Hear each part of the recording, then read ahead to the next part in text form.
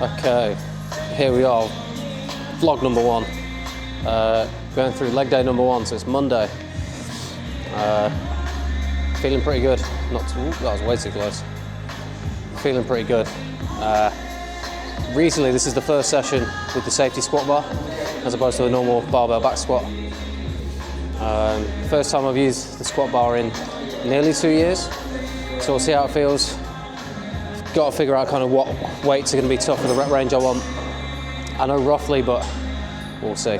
Gonna have to curb the ego a little bit because it's not as heavy as a barbell back squat, and because they've been moving really well, is intentionally kind of using something that drops the weight. Yeah, just got to suck it up a little bit. So yeah, we're starting off with safety squat bar. Let's see how she moves.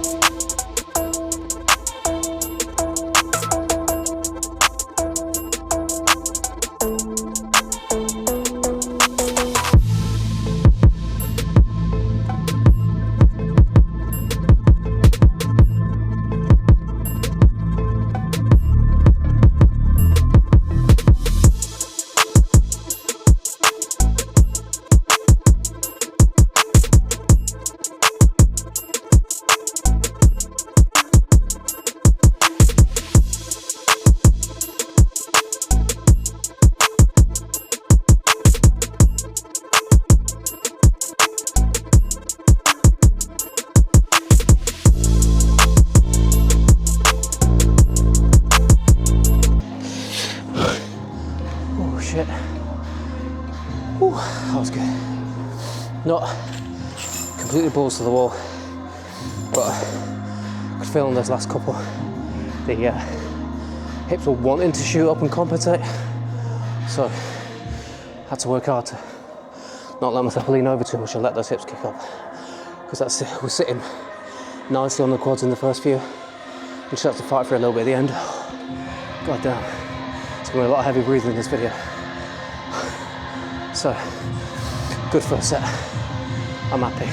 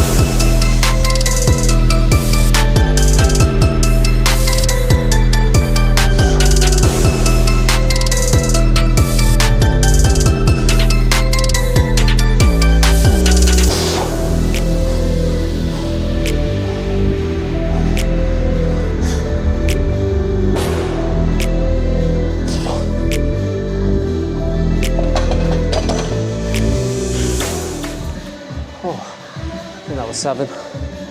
Not bad. Again, having to fight to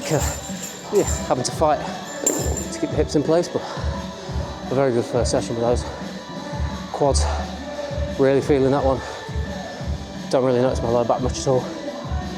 To be honest, even though it's only sets of like 5 to 8, even just breathing over that slightly longer set, because I've been doing like 3 to 5 per month. Even just going to 4-5. Oh, conditioning is definitely not as good as it should be. Just the 2 sets. I've only been doing 2 sets of back squats recently, just to spare my lower back.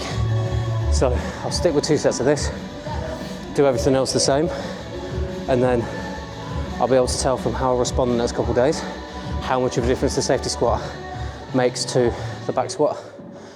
Because if it absolutely ruins my quads and everything else stays the same, chances are this change is what does it. If I increase volume at the same time as make the change, you can't really accurately guess, was it the increased workload or was it the exercise change that caused most of the disruption? So keep one change per session, or keep this one change, and it'll help me narrow down exactly how it feels, exactly how recovery is. So yeah, a good 2 sets. Good starting weight. I'm glad that went well and I wasn't letting my ego get the better of me and overshoot it. Because again, when I've kind of got a bit more used to it, is I'll definitely be able to grind out a few more. And I had a look. Last time I did this, I was like between 100 and 110 for that sort of rep range. That felt really stable. Quads were hurting quite early on, which was quite good. It meant that they were definitely doing most of the work. Tempo was okay. Obviously range of motion was good, that felt solid. Easier to sit lower when you're more upright in a safety bar squat. Feel me quads. Yeah, all in all, really happy with those squats.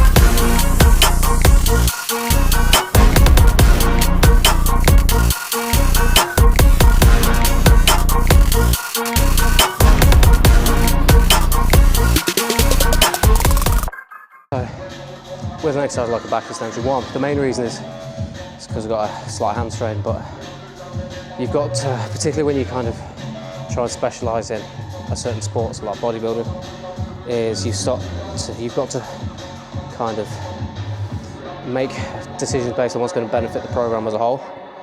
So for example, swapping my squats to a safety bar.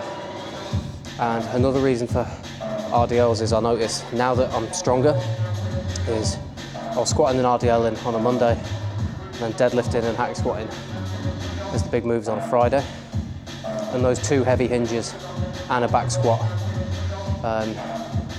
each week with that sort of time frame. There were some weeks where lower back was struggling to recover. Oh God. And so it would either be I'd have a good squat session and deadlifts were shit later in the week, or if I had a good deadlift session, squats would be shit again come Monday.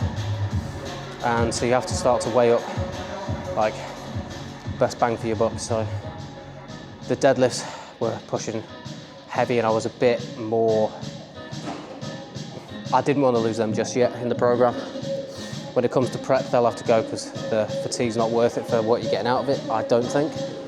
And that's when like a stiff leg or an RDL will replace a deadlift, but for the time being, with a heavy squat and the heavy deadlift, I was happy to take the hit on losing that second heavy hinge for the week and do something like this where I can still absolutely cook my hamstrings, but there's less lower back fatigue. And so I don't mind swapping the RDL for this, because then actually it means that maybe my squats and my deadlifts will be a bit more consistent, interfere with each other less, because that lower back just feels better. It's the same reason I'm not doing any bent over rows with a barbell at the minute. It's a great exercise, but in combination with the others, my lower back was just taking a beating. And if you look at my physique, my lower back is probably the best part of my back. So I definitely don't need to emphasize the erectors and anything. So yeah, again, with that sense of urgency, with kind of this being the last push-up before we start thinking about comps, is that sense of urgency just made me kind of rethink programming and exercise selection a little bit, just to try and get the most out of it I can for this next, well, probably 9 to 12 months, depending on the exact timelines. God, I'm tired. But yeah. Looking forward to it. Legs feel good, lower back feels good. So, okay. Exercise number 3 of 5, the leg press. For anyone that's followed mine or Prevail's gym page, you'll see I've got the back pad on the leg press. If you've seen the video, you'll know why, but basically, I'm a short ass. I've also got good ankle mobility, which basically means that I can go lower than the machine can, or the machine doesn't go quite as low as I'd like to get the most out of it. So I just have to use the pad to shunt me forward a few inches, just so I can get that little bottom bit of range that I'm able to get into. Or if you've just got short legs like me, just helps you get a little bit more. It's really good for cooking the quads. Problem today is with me swapping to the safety bar, although I've not like hammered those, like I'm not absolutely cooked, is the quads are definitely feel a little bit more tired than they would be after the normal back squats. So we've got to see how that affects this. Normally I'm working on this machine, I think 205 I did most recently. What we'll see as the warm-ups go, if the quads are going to be able to match that after the safety squats instead. Hopefully yes, because I don't like having to take a dip on a machine. But if I do have to, it's just a reminder that the safety squats did their job and cooked the quads pretty well, which is exactly what I want them to. So it's not the end of the world if that does happen. But yeah, we'll let the warm-ups decide.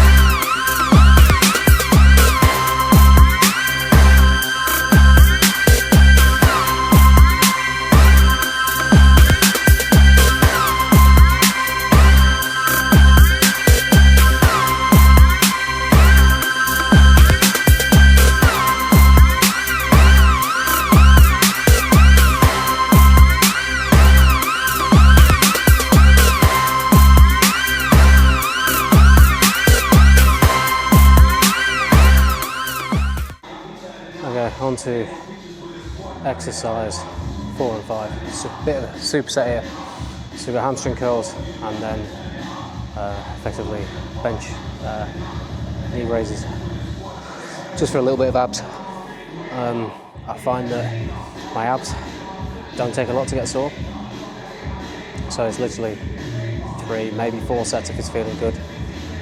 And then the hamstring curls, again, just trying to match reps from last time, not trying to push anything with it being week 1. So going anywhere in that 10 to 20 range, but it'll be more like 10 to 15 today.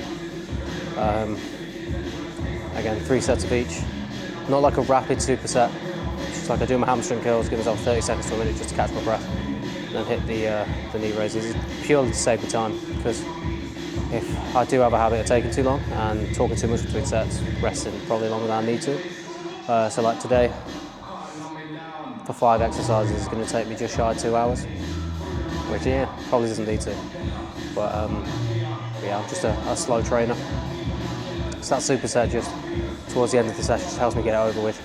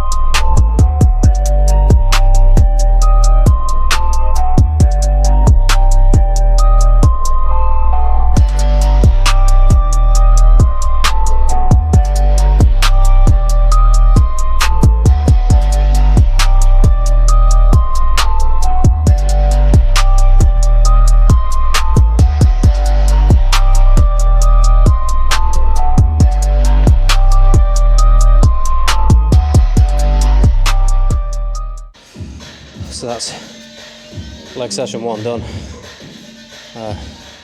Good first week, happy with the changes, definitely room to push on, so that's what we'll do, get the rest of the week done, get a couple of changes in those sessions that I'll take you through in other videos.